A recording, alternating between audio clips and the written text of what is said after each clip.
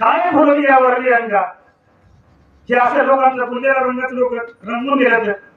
तसं आपण आपल्या पद्धतीनं आपल्या सोयीस्कर हात लावून त्या परमार्थाच्या दिशा लोकांनी वळवलेली आहे. आणि गावात 4 चौकाशीचे संघटना आहेत. त्या संघटनातून असा निर्णय होतो की हे महाराज चांगला, ते महाराज चांगला, पैसे लेखतील ते महाराज चांगला.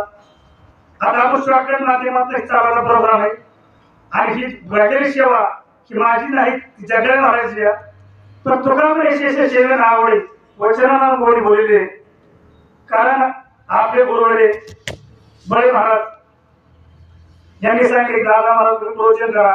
म्हणून मी अत्यंत चालकीने गाईड सुरू केलं प्रवचन आहे. तुम्हाला आवडून नाही आवडून माझ्या काय चुकी देत असेल की बरोबर येत असेल मला काय सांगित नाही.